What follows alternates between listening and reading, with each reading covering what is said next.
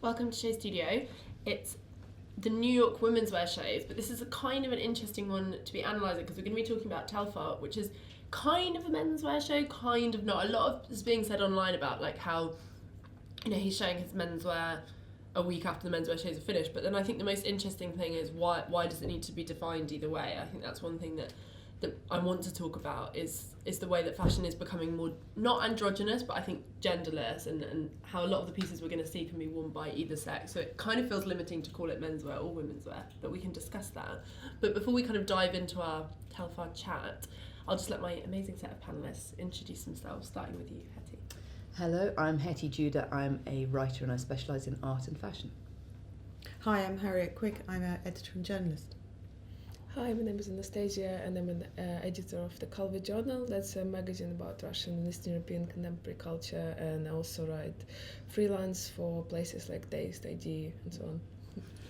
I'm Daryoush Haj-Najafi. I'm a senior editor of Complex magazine in the UK and a lecturer at St Martin's. Everyone sounds very impressive. So what does everyone think about what I was kind of saying just then about the way that, we tend to still, despite all these talks of, androgyny, gender-free, what have you, we do very much define things into the Women's Wear Week, the Men's Wear Week. Is that just a scheduling problem? Like, why do we have this obsession with defining what gender something fits into? Daryoush. Well, You're staring at me, so I'm going to you. Sorry, I wasn't intentional. It's all gone now. Yeah. This whole question's redundant. Sex is over. It's all redundant. Men's, like Burberry have dropped out of LCM. LCM was a huge success, but I just think the distinction's going to go.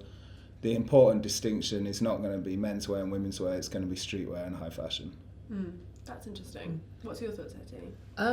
There are two things I just want to, I think one briefly is that when all of the menswear week started, I think everybody was getting fatigued. I mean, you're only up spending kind of 4 months of the year travelling around the world at fashion shows, so it's just unsustainable. Everybody was getting sick all the time. I mean, you know what it's like.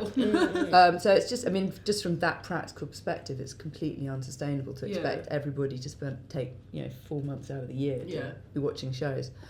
I think also, I was writing an essay about kind of Yohji and Com back in the early days, and right in his early interviews in the 80s, Yohji was saying, I've always wanted to make clothes that can be worn by men and women, but I don't think that the market was ready for it. Yeah, it's been a lot of it. And so a lot of it's driven by the retail end of things, where retail, even you guys with Machine A, I go on the Machine A website for the shop, and the first thing it asks you is men or women. Men or women, First question, and that's the most radical store in London. Yeah. So, that's just, it's that binary dominates retail. Yeah. And until But it's like the way budgets are split, floors are split, everything is there. And, I know that Selfridges did their kind of androgynous room, but I felt like that was kind of a marketing gimmick. Yeah. It's not Agenda. real. Yeah.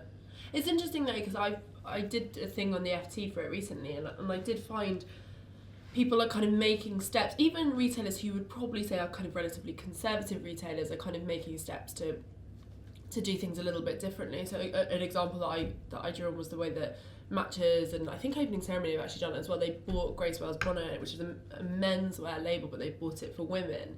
But then it's still, as you say, it does mean that it's defining whether it's men's or women's. No retailers have a kind of gender neutral section, and I think it's interesting in a way because I think it is one of those things that no matter how much we kind of go on about it as press, the reality is so removed. It kind of reminds me of that thing, where press really hype a young designer but they've actually got no stockists. I think it's a kind of similar thing. We're all like, everyone dresses gender neutral, everyone does this, but then the reality is so conservative. I think I got asked this by Belle Jacobs the other day. She was interviewing me, and she said, why do men have such a problem with skirts? And it's because you don't want to get beaten up. It's essentially what the problem is, right? So you go to school, you're told conform, and as a man, women have to put up with sexual harassment. As a man, until you're about 25, you basically spend a lot of your time worrying about violence. So there is that, but there is the proportion of the population that actually buy high fashion are quite that proportion. You see it in men fashion journalists. They're wearing it. they're Yeah. wearing women's wear. And so, yeah, I think it's quite, in that small proportion, I think the change is actually real. On the, in the wider world, it will take a lot of guts. Yeah, I agree. Sorry, I'm just thinking that kind of in culture and visual culture of today, not even that mainstream, androgyny go only as far as kind of pretty skinny girls wearing men's clothes. Yeah. And probably men in skirts, but it doesn't go anywhere further. Yeah. So it's been around kind of as an idea since I don't know, 80s probably, and it's kind of like something we used to thinking about, but in practice it kind of doesn't really go very far. And I think you're right, and the way it's been talked about is in this kind of still quite conservative, very heteronormative way, where it's like the boyfriend aesthetic, which is like, you know, so pervasive. Like, you know, if you go into Marks and Spencer's, you'd find a boyfriend sweater or boyfriend jeans. So it's kind of nodding to that idea of like, you know, wearing your partner's clothing, but it's still quite conservative. You think about that as a way it's presented. I mean, I think also the other thing is that it's an illustration of how actually fashion is really dictated by a kind of white Anglo-Saxon mainstream, because I'd say about 30% of the men on my street wear full-length robes. You know, wearing, you know, what we'd call a skirt or a dress is very much part of, you know, Japanese culture, Chinese culture, a lot of, you know, African cultures, a lot of Islamic cultures. But it's not been part of, you know, Anglo-Saxon culture since, you know, should we say the 18th century. And so, you know, it's kind of weird that although there are a lot of men that clearly are quite comfortable wearing full-length robes out on the street and not getting beaten up, there's a massive split between that and high fashion. Well, you're right, actually. I mean, you know, I was in a shop the other day and this Pakistani man was doing his shopping in what was essentially a dress. Yeah. And that's because, you know, or what would read to our, you know, aesthetic as not a pair of trousers, you know, and that's just dead normal. Yeah, completely normal. And I think, but it's weird because you would never see that kind of acknowledged by the high fashion world, and if it was acknowledged, it would be very much in the way of like, my inspiration this season came from a visit I took to whatever country. Do you know what I mean? And I think that's interesting if there's no attempt to kind of, think about the way that a lot of men dress and what they're kind of comfortable and normal with. But what were you going to say, Harriet? Sorry, I kind of cut you off. I think there's a debate here about the sort of ideal of the, you know, we're talking about the form and the shape and robes and gowns and skirts, or vice versa. We might, you know, females wearing tailoring and suits. But actually when it comes down to it, I think the majority of men and women want to shop in their own space. They don't want to shop in some gap utopia where everything's mixed up. I think you know, there's a privacy and a speciality about going into your own domain. Yeah. You know, there might be some mixed territories in between, particularly in like department stores, but I think that's special. I don't think one wants everything to be across all genders. And It's really interesting that you said that, because we were talking a lot about the kind of new retail landscape on the panel we did yesterday. We were talking about the row, and we talked a lot about this idea of intimacy and how that's missing from retailers, and that's part of the problem. Is it feels just like this overwhelming kind of massive stuff, but also this massive content. And I wonder if I think that's a really smart point, if all these talks about kind of breaking down barriers, as much as they kind of sound great on paper, but whether actually, when you think about the actual point of purchase or the consumer experience, whether we're getting rid of things like intimacy and guidance and, you know, relationship between kind of the advisor in the store and the person who's going in to buy something, and whether by making it, as you say, very kind of free, whether that's actually kind of breaking down some of those important kind of connections that you need. Yeah, and I think it also breaks down that process of sort of desire and treating yourself. I think it confuses things maybe. Because maybe there's just there would be then just too much. Yeah. Too many decisions to make. But you know, my mum is a bit chunky, and sometimes I think that's why she says it. But she always looks at teenage boys and goes, "Why do girls fancy boys that look like girls?" And you know, it's really normal for women to fancy boys that look like girls, like especially in Asian, you know, East Asian culture, in Korea and Japan, and you know, hippies, rock and rollers, women, I know there's this like crossover where you know you want to, there's the rugby player kind of thing, and that's just as normal. But you know, women, there's a huge history of women fancying boys that look like girls. I think, but vice versa. There's a huge history of men fancying girls who look like boys. Yeah, very true. Yeah. What's the famous actress? I always think she looks quite masculine. Let's She's not really call her out. beautiful. She's really beautiful, but she looks quite manly. But then you think of like, you know, Catherine Patti Hepburn. Smith or That something married like that. modern. She married one of the Claxons. Keira Knight. Yeah, I always think she's got a man's face. Are you alright? she's maybe But got a on man's body, but I think the face is pretty feminine. It is Very interesting though. I'm thinking about this just in terms of the menswear, is how you see like so many different visions of what it means to be an attractive man. It's so different to watching the women's wear shows, because on one hand you I think the gym body thing has become quite big at the menswear shows now. There's people like, you know, Pizza, who are very much doing shows about that, and then you kind of see that with Sibling, you know, it's always kind of like a buff guy. But then on the other hand you see this kind of, you know, quite effeminate thing coming out, and I think it's quite amazing that we're trying to champion all these different ways to be male. But I just don't think that's happening in terms of, it's interesting to see Telfar in the context of the New York women's wear, where everywhere else it is so narrow in terms of what it means to be, you know, a woman. I think it's really, really strange. Do you have a problem with that kind of lack of diversity? I mean, I think that there's been this kind of this received idea that it's incredibly economically taxing for a brand to make garments for the runway that are going to be for different body types, which is why they need to all have these kind of 6 foot, incredibly skinny, breastless women. And obviously that's been undermined a bit by the kind of, you know, Rick Owens showing on models of different sizes. It is obviously more effort to make clothes for special sizes. I never think of the runway models as having anything to do with either an image of femininity, an image of attractiveness, an image of sexuality at all.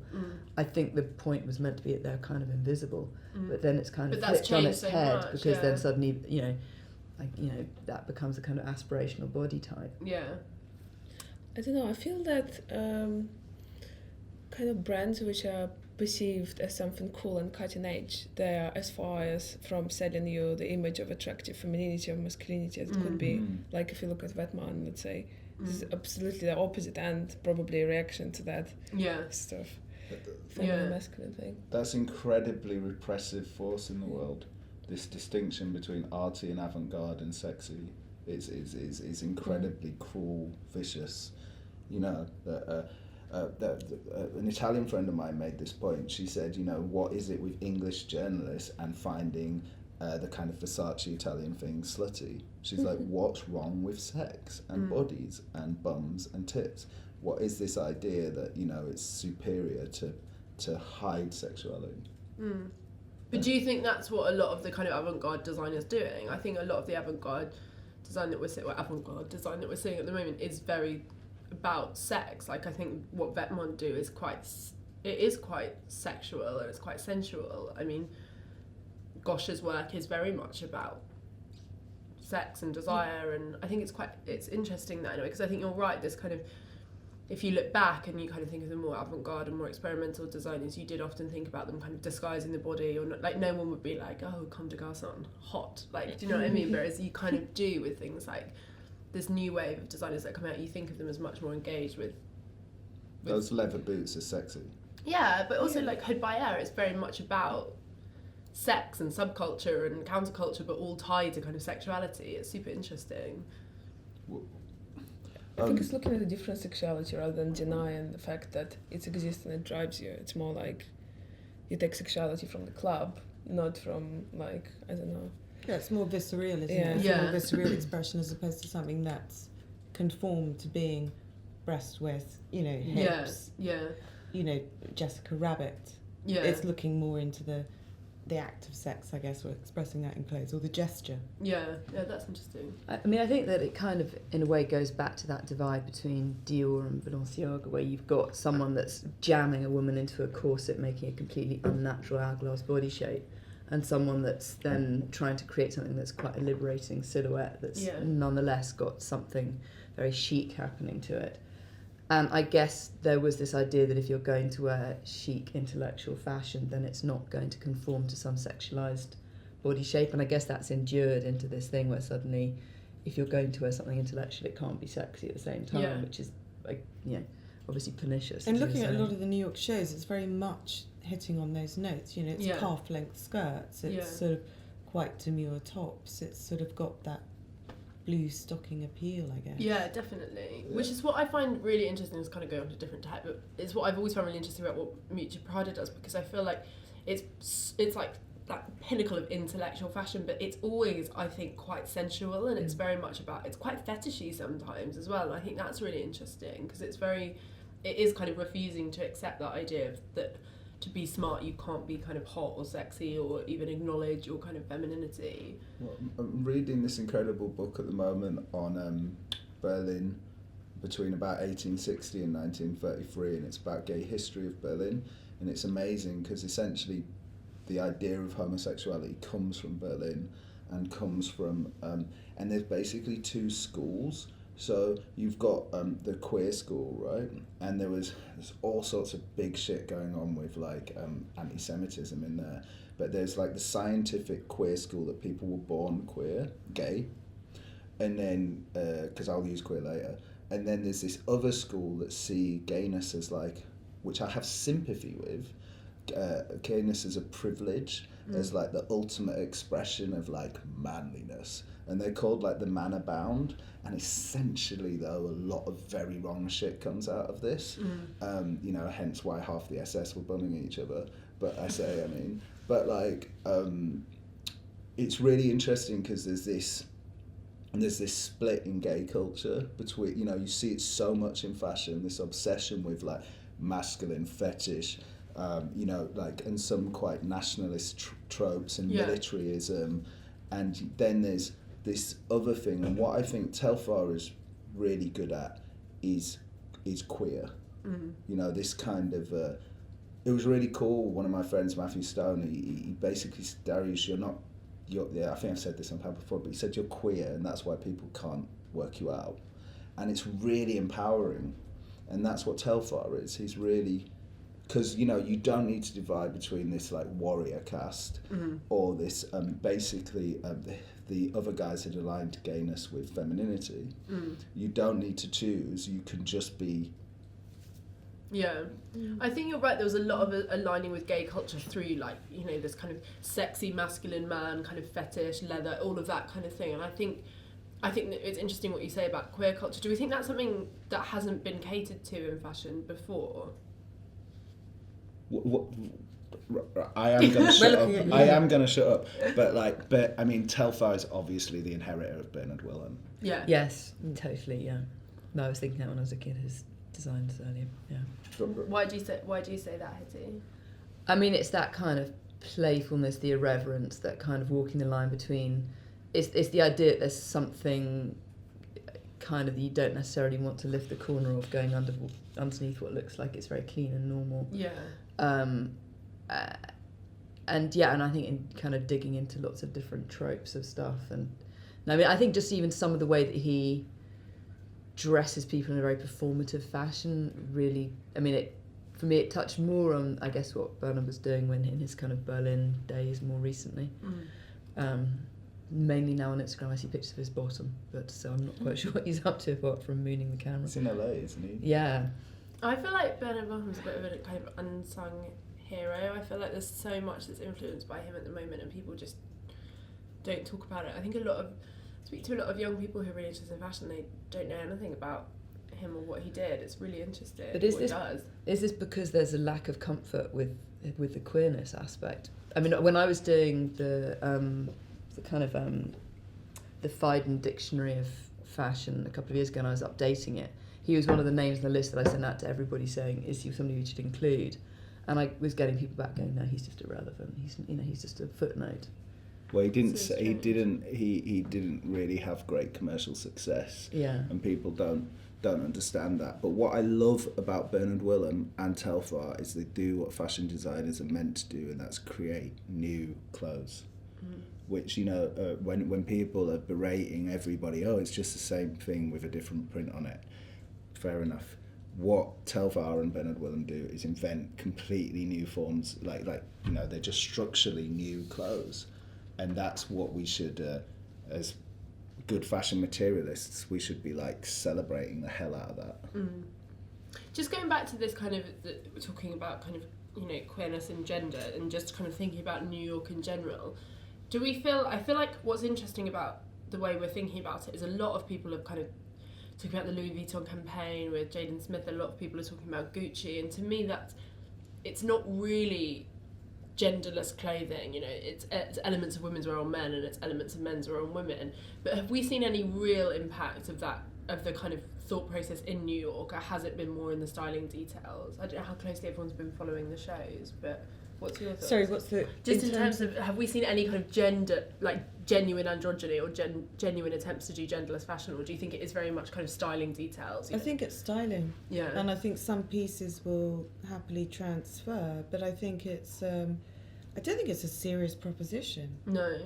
It's worrying and me I a think, bit but because I I feel think like it it's become a suits buzzword. now. I think it suits now because gender in many parts of the world is, you know, incredibly confined and restrained, and so is sexuality. So I think there's a sort of hunger to explore and to explode some of those parameters, which seems quite sort of utopian and idealistic, but it's an interesting debate right now, and I think it's interesting to see when that has flourished before, like in the 20s and 30s with the flapper girls with Coco Chanel. I think these were debates that happened then again in the 80s. So I think it comes up through culture at certain Different times. moments. What the trigger is, I don't know. It could be kind of very nervous times within the world, economically, politically, etc. I don't know what that is, but it's interesting to see those patterns.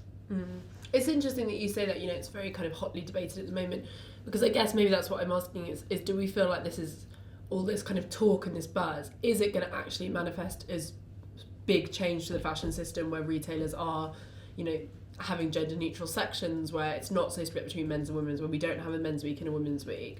Or is this just a buzzword at the moment that come a few seasons we'll have moved on to talking about? I think it's an else? economic thing as well. I mean, I think for those big brands that do have solid sort of men's and women's businesses, you know, the Burberry, Tommy Hilfiger, Gucci, etc., that might work in terms of combining things. And I think if the timing works, yes, it could happen, but I think it needs a critical mass to get that going. Yeah. And I think the spend on that makes sense. Why do show 4 collections when you can show 2? Yeah. And then put more different kind of budgets into cruise, into trips, into parties, into other types of experiences. Yeah. Maybe that's one thinking on it. So do you think it is a lot of it is about money rather than this kind of real desire to break down gender? Well, I'd love to think that's why Burberry I think are it's restructuring. got to have an economic strategy, of course. But then again, you think, actually, where do you find those spaces that can suddenly accommodate 4,000 people and not 2,000? Yeah, that's what I've been thinking a lot about. I'm thinking who's going to get... We talked a little bit yesterday about the effect that all of this is going to have on fashion criticism, and we were saying, you know, it's going to be the kind of independent publications, the menswear voices who are cut from those shows, and then it's going to be the big glossies who could... Because, you know, if they're trying to invite men's and women's, it's just going to be advertisers who more go... fool them. Yeah. Because, you know, the person that loves Gucci unrelentlessly will always buy it. The people that won't buy it are it's the exciting rebels who set all the fashion trends. And they're the ones that you have to, you know, suck in. And you have to appeal. The rebels are historically known for vanity as much as they are for revolution. And you have to, you know, and you're not going to do that if you ban all the interesting writers. But also, you know, what's kind of like, I freaked out after the last set of panels because I thought I'd been really anti-fashion. And then having watched Colin McDowell, Tim Blanks, Sarah Mower all be anti-fashion as well, I wouldn't compare myself to their knowledge level, but it was interesting that that's the mood. And the shows are essentially advertising luxury products. Nobody goes on about the Hermes show because it's irrelevant, and I think to some extent high fashion, it's the relevancy can't be guaranteed. Basically, when we've got an economic model where the big fashion houses have own the fashion media, and so the fashion media obviously think that the high fashion brands are the most important brands because they're the ones that pay for them. So what's happening now is that people are going, do you know what, if I really want to connect with a designer, I can buy Kotweiler or Nazir, where I know the designer's making the decisions and I know that it's real craft, and or I could buy Telfar, where I know that it's real craft. And so those people all also exist outside of Fashion Week, and I think we'll just see Fashion Week becoming a big celebrity circus that's less relevant to fashion, and fashion will happen online at events, buying a Telfar doll. Telfar's incredible at turning fashion into art in the collectibles. He's incredible at thinking, what is a collectible, what is an event, how do I get in galleries. But how much is this going to filter down to the point, I think it's interesting what you say about buying something like Kotweiler or Nazir, where you feel like there is a real connection with the person that's making it, which I agree is really lost with these bigger brands. But I do think if you walk down so many streets, and not even streets like a Bond Street or Sloane Street, just Oxford Street, and you stopped your average person and you said, if you had £2,000, where would you go and buy it? A lot of girls would say, I'd buy a Celine bag, or they'd say, I'd buy Louis Vuitton, and the guys would say, I'll buy Gucci or Vuitton or Hermes or something. And that's what I'm interested in, is when is the point where it's going to kind of filter down, where people make more decisions. I think in a way it's more important if those great ideas filter into making a more diverse, more tolerant cultural space. I think to me it probably would be more important than kind of telling people what to buy. It's telling people to think differently. The kind of same thing with this sort of buzzword, even transgender became a buzzword, but does it really change our attitude to the issue? Does it really change how we look at other people? I think that's what's good about Telfar, is that it's sort of, even if you don't necessarily desire the clothes, it makes you to look differently at things, and it's great about him. I mean, I think there's also an interesting generational shift that's coming together with, I guess, stuff like the work that you guys have been doing here at SHOWstudio, nice. Which is that, I think that rather than having a fashion show, you can express an awful lot about your brand by putting stuff up in moving image. But I think, what I find interesting, and we've got my son sitting over here this afternoon, this morning, is that when I see him and his brother looking at music videos, there's no sense that something was recorded 20 years ago or something was recorded last week. And I think in the same way, if you're just trawling around on the internet looking at content, if something interests you, it doesn't you're not necessarily going to discriminate between that being an enormous brand or that being just something that's young and exciting. And so it then becomes quite a democratic space. And I think that's where it kind of becomes quite interesting to look beyond the runway and how brands can express themselves and reach new audiences. It is that ultimate, I like it, what is it kind of mentality, isn't it? Where you just see something and you're attracted to it and you kind of want to engage with it. So it totally bypasses that whole kind of traditional media. We were also speaking before coming on air about how there's clearly a crisis with print media, with online journalism, that there's it's not sustainable as it is at the moment. There are too many outlets, they're not paying people, so something's going to have to change in the way that fashion's reported and written about and spoken about as well. Also, the journalists are bored. What I was noticing, fashion's most radical emotion force is boredom, because it constantly makes you look for the new, which is in itself radical. And all the fashion journalists are bored. They're not writing about fashion. I read some of the biggest journalists and I'm like, shit, I've been telling my students to write about clothes, and I'm looking at the thing and thinking, where are you actually writing about the clothes? Yeah, it's so true this season, and people have even made jokes about that while writing. It's like everyone's just writing about the show system and buy straight from the runway and all of these changes. No one's writing about the clothes. And it's interesting what you said about this anti-fashion mentality. Is it's like this point where what everyone is writing about is how we're part of a broken system and it's not really working. It feels really, really strange time to be sitting kind of looking at all the collections. But they're looking for fashion at brand shows, right? Yeah. So I think people will buy Louis Vuitton just as they buy Nike, but if you're looking for fashion, you'll definitely find fashion at Telfar. when I went to see, the only Telfar show I went to see was in a gallery on Bowery, and Patti Smith was doing a poetry reading downstairs, and there was only about 8 people there, and they were all either like Slavin Mogutan or like working for Dis. That was fashion, right? That was like, fashion was coming out of the walls, it was bleeding off the ceiling. But like, fashion isn't at some big massive perfume companies like boring repetitive brand show. But I don't know if that's the case, because one of the things that I found really exciting is I love emerging designers and new brands and what have you, and I think, you know, it's easy to be seduced by the newness and the kind of just the fact it feels, you know, curious and kind of naive and different. But then I love going to Kim Jones's Louis Vuitton show. I think what he does is amazing, and I think it's luxury, but it is also fashion in the same way. I think what's happened with, you know, a lot of these designers who are coming out of big brands and then doing really, really interesting things. You love going to Louis Vuitton, but you don't want to go 30, 40 times to an imitation. Like Kim Jones is the master. He understands the importance of obscure DJs and t-shirt and streetwear designers. He's in with them all, right? But you don't want to go 45 times and then have to write about it and have a mental breakdown and be on Xanax, you know, and like, and also not be able to get any work done because you're there for 6 months. So we need, there'll always be Louis Vuitton, there'll always be really expensive Givenchy champagne at the Rothschild mansion, but it can't be 50 times. Yeah. So what's the future? What needs to happen? Well, I think there's only going to be more and more people wanting to create labels and clothes and collections. It's not going to reduce. Yeah. So I guess it's about what you want to focus on. Yeah.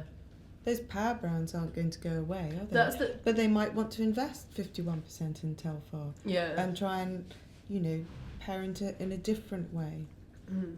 I think the problem's time though, because I think that's the problem. Is like, you're right, those power brands aren't going to go away, but I feel like at the moment the problem is journalists literally have no time. So even I have it sometimes where I go to Fashion Week and someone will email me and be like, oh, I'm showing off schedule, but I'd love you to pop by, and you literally do not have time. So then you're like, you know, you can't go. And then I start to think this is really weird. I'm a journalist, I'm meant to be kind of excited by new talent, new things, but I physically can't go because I've got to go to, you know, Gucci or this or that or this. And I think back about, you know, when you hear stories about people doing amazing presentations, like, you know, off the schedule, and how everyone went and everyone was dying for a ticket, and I think that just would not happen anymore because everyone would be like, oh, Calvin Klein are an advertiser, I've got to go there. Do you know what I mean? It's like that kind of... But the advertising is dead. Advertising as a media model is collapsed. They're not advertising anymore. What they're doing is creating content. So actually, the more distinctive your editorial voice is, the more likely you are to be good at creating good content. So there is a destructive side also, which means you have to put 20 million pictures of Kim Kardashian on in order to get the hits to put the branded content with. But advertising is dead. But I don't think most brands think like that. I think, you know, everyone... Well, the magazines are flipping out because you cannot make money from online advertising. It's impossible. Like, nobody's doing it. There's not one kind of structure that's doing it. So it's about making content, or it's about becoming a university, or it's about doing careers, or it's about making branded content. So this, it'll change a bit. Mm. I just wonder how long... Sorry, go ahead. Go into the show. Yeah, let's talk about the show. Yeah. That's a good idea. Going back to what I was saying just about kind of how we define this, is one thing that's interesting is it is like it's kind of a menswear show, but it's kind of not in that sense. But just to give you a bit of a background on looking at the pieces, is they're kind of layers and layers and layers of t-shirts kind of worn over each other. Can we go a little bit slower? So they look really sort of simple, but when you see them up close, it's like, you know, 20 t-shirts all worn over. There's a really good quote as well. I was just doing some research and reading old interviews that he's done, and he talks about kind of his ethnicity, and he said, when people think of a black designer, they expect it to have a hip-hop influence, or they want it to have a street edge. They want a TV representation of what a black line is. They just think of puffy. I think of my line as encompassing everything, and I think that's really interesting when you look at it, because I was even reading some of the reviews and some of the things that was said on social media, and everyone was being like, oh, street this, street that, and I think I look at it and I don't see that at all, but I think it's interesting just to think of that in the context of this show. He's super conceptual. He talks about wanting to be the person that puts together sportswear and virtual reality. He's done stuff at the New Gallery. One of you will know. But you know, that place, it's boring gallery mostly, but it's very prestigious. He's so art fashion, which when you go to New York, you know, London doesn't have that relationship with the art world the way that New York does, where art is almost... Everybody's like, oh, have you been to this gallery? Do you know this curator? You know, it's much stronger, like, kind of cultural force there. And he's so art. There is also this sense of him being part of a really fascinating milieu at the moment. That he's collaborating with people that are really straddling the kind of world between branding, art and fashion and business in a way that doesn't seem to exist over here at all. But in a really savvy way, it's really... that you can't pin down. It's kind of slippery. Well, when he used when he made his fake advertising campaign, and they very cleverly used visual and sound effects people who were bored with their day jobs but are all incredibly creative people to work on his project.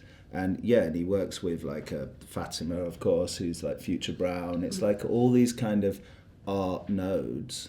That anybody in art world is sort of into. The fact that, like, for one of his first shows, he had Solomon Chase, who's one of the guys at Disc Magazine, do his shoes. It's all kind of, and I think Kenzo was, when Kenzo first did the whole opening ceremony thing, and he was talking about the new boring, and boring being perverse and boring being extreme, like years before K-Hole Gallery. Like, this guy is a real force. Yeah, it was a year before that K-Hole report. But I mean, they're artists as well, so I imagine there's a crossover, because they also work with Ryan Tricarton at the New Museum Triennial. They did all of the graphic identity for it. So I imagine that there's some kind of filtration of ideas going on too. Well, I think because this is really interesting, because the big corporations want corporate yes men, but fashion has always made its most money when it's cultural. Well, not most, but it's cultural resonance is so important to fashion, and artists are really good at cultural resonance, and they're not corporate yes men, and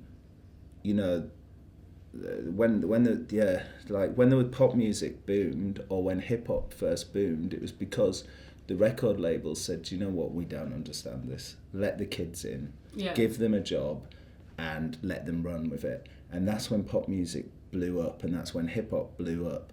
And I think it's the same with fashion. You've got to let people like Telfar, you've got to let them run. Yeah. When you say you've got to let them run, you imply that, he's not getting the attention he deserves at the moment, or people don't know about it, or... He's been in it for 10 years. I'm sorry, but he's been in it for 10 years. He's what the fuck? Yeah. You think he should have had more attention? It's interesting because people they say... I think, it's important to still call something that's 10 years old an emerging brand, because we expect an awful lot of success, 2 years in or something. But then you're right, 10 years in a way is a long time. And I think people still think of Telfar as like a new, young designer. But I think he's very difficult to categorise as well. It's like you were saying, was it, I can't remember which one of you it was talking about how people were expecting kind of streetwear, and he's doing things that are radically unrecognisable with each collection as well. So it's not like there's a kind of sequence, and it's like, oh, that's building on stuff that he was doing, the language he was building on before. When you look at all that kind of deconstructed, wrapped stuff he was doing in one collection, or that kind of super normcore thing he was doing. I mean, this has no relation to what we're seeing now. I mean, you can see this is all really beautifully constructed and really interesting cuts, and it's framing bits of the body in a fascinating way, but it doesn't, beyond the technical aspect of it, the kind of aesthetic language is extremely distinct, collection to collection. But it's also quiet. I think, he talks about this all the time, it's like he wants something, he's like, I want to be the next Michael Kors, but on purpose, which I thought was like a really clever thing to say, because it's like that idea of like things being kind of quiet and basic and simple, but deliberately so. And it goes back to what you were saying, Daryoush, about boring. And I think Yeah, did you guys read Cathy Horan, where she was kind of reporting on public school and prabal-gurung and a whole bunch of designers, and she just wrote about this like obsession with Instagram moments and how it's just led to so much absurdity that's kind of redundant. And I was thinking about that a lot, because part of the thing when you look at something like this is it's so modern in the sense of it's so internet friendly, but it's also so not internet friendly at the same time. No, I mean the technique that goes into that is not something you can see on a photograph. I mean, I'm finding it, as always, really, really super frustrating seeing it on a really small screen, but there's a lot of texture, there's a lot of finish, there's a lot of seams going off in interesting directions and not doing what they're meant to do at all. I think you're right. To some extent, his creativity is almost a little bit his enemy, in that each show is so different. There are so many ideas that to some extent it's been hard for him to build up a brand with the pieces rather than what he does. I think you're correct. And also there's a massive benefit. I always think of Telfar, Kotweiler, Nazir, Hudbayer did really well to actually avoid being lionised in the first couple of seasons. What do you mean? Well, because it gave them the time to become commercial, to become brands that make money. Yeah. So many brands are just being smashed apart by like this kind of new gen thing of like, oh, here's money, here's a runway, and then they're really struggling. Yeah, I think it's really right. I think it's kind of good to have. It's about doing things differently in a way. It's good to actually build up a fan base rather than press acclaim, and it's actually good to get people who like your stuff, who maybe don't have a voice, and build it up. But I think you're right. The problem, in a way, I think it's good that this has happened like this, because it means like there are kids or random people who really love it, but then you're probably not going to see like a Vogue spread on it. Do you know what I mean? And that probably helps in a way, because it means he can build up, an audience. And I mean, you were talking about normal. This is not at all normal. This is really like plastic coated denim, caramel coloured suit. I mean, this is not like, you're not going to not notice somebody walking down the street in that. But I think there's an well. element But it's very elegant, isn't it? Yeah. It's still quite quiet. Yeah. It's not like a noisy, shouty proposition. I really agree. And I think it is normal in a way. I was thinking about this a lot in terms of like the new basics, and I was thinking a lot about Yeezy, and I was thinking, a long time ago it was really, really normal to wear head to toe black, I'm doing it today, or wear like a white t-shirt with jeans. But I feel like the Yeezy effect and similar other brands, it's made these like putty brown camel-y shades seem really normal and really like basic and quite everyday. So now, even if you go into like Top Man or River Island or look on ASOS, they're selling tons of t-shirts or sweaters or trousers for men that are in these kind of shades, and they look really, really normal. I think I've noticed that a lot, like normal guys wearing, like, rather than where perhaps they would have worn a grey Mars sweatshirt, now they're wearing a sweatshirt more in kind of that colour, or like a putty pinky colour. And I think that's kind of interesting, is how what we consider neutral has really changed. And I think, say what you want about Kanye West as designer, that has definitely come from him, and those colours. Like, there's something we've embraced in women's wear. We think, Celine camel coat, but I think in men's wear those colours it was navy, grey, brown, like dark brown, whereas now those kind of like almost like fleshy tones are really normal. And they totally did, but what's interesting, like they totally came from Kanye, but like Telfar was actually, if you look really far back, doing it from of course, doing it from the word go completely. Which is, I think just incredible. So do we like what we're seeing? How does this feel like a departure from previous work, or is it, or a continuation from previous work? This kind of 1890s evening wear was quite kind of came out of left field for me, but yeah. Do we like it as a collection? It looks really, it looks really elegant and likeable. Yeah. And you can see that the fabrics are quite lovely. Yeah. And it also just feels like, I keep banging on about that Sarah Mauer ID piece that she wrote about, how fashion's kind of all crashing, and she was like, it's this idea that people just want more, and as if we just keep doing more, everything's gonna be fine. And she wrote about it like designers just lost the ability to make clothes that people actually wanted to wear and people needed to wear. And she talks about, when she first had money, she bought a pair of Fiorucci jeans, and she was like, but no designers aren't trying to cater to like what people actually want to wear. But she was like, that's why things like Vetements or Marcus Almeida have been so successful, because they're giving people clothes they just look great and they want to wear every day, and you know they can wear every day with pride. They can spend a lot of money, on a pair of jeans or a coat, or if you're buying from Vuitton, like a hoodie or something. And that's what I like about this, is it's kind of democratic in that way. You know, it's in that sense of like, not obviously it's democratic in terms of, you know, he thinks a huge deal about kind of diversity and inclusivity, but it's democratic in terms of like you buy it and you can actually have somewhere to wear it. You don't feel like you've bought something that's at odds with your life. Yeah, I mean, I think these are also doing really nice things to some of the bodies wearing them. I mean, there was a very, there's a lot of framing of this kind of area, which actually is quite a kind of women's wear area, I guess, classically, but there are some really beautiful necklines that are making, that are doing nice things to the men wearing them. So it's actually... Well, it's newness. Yeah. And I think that's good. I was slightly dismissive in the news. They do rhizome, right? Sorry? Do they do rhizome? New music? No, I think. Rhizome's an independent organisation. It's about electronic arts. Oh, okay. Because I thought and they also have a linked. publication. They maybe are institutionally linked, but I think Rhizome's independent. Because I think, when I think of like aesthetics, of like what's new aesthetics, they're always so on it. Like it's like so important, that magazine. And I see Telfar as what his clever thing is being able to exist in that space and that kind of rhizome space, and also creating clothes that just look nice, that aren't kind of plastered in a kind of fake futurism. They're like, and I think that's really clever and kind of calming and kind of... Yeah, I mean, I think what Radboyd did when he started working with him was actually help him brand himself in a really interesting way, that he was actually really stepping back from being present, because I guess in that kind of Margiela, Jean-Paul Gaultier way, he didn't want to put himself out there as the face of the brand. And so what they did is they created a kind of fake Telfar for him to be. Yeah. And this kind of synthetic personality to front the brand that was kind of based on him but wasn't actually him. I'm glad you mentioned that, because it's a very interesting exercise in branding and man as designer and all of that as well. I think we were talking about the Days campaign, the campaign on the Days covered when you sent me that Days link, and it's interesting like thinking about the way he kind of presents himself. I think that's super interesting, but maybe also very current, like if you think about the way that designers, they are collectives now, or they kind of, I think it's important to have something to hide behind. Otherwise, you kind of burying your soul 3 or 4 times a year and going mad. But I mean, I think that also connects really strongly to a lot of stuff that's going on with Rhizome at the moment. So, for example, they developed a kind of a new software where they can freeze stuff that's like art that's put up on Instagram. So there was that Amalia Ullman piece, Excellences and Perfections, which is where she created a fake version of herself, and over about 6 months did a performance on Instagram. Yeah.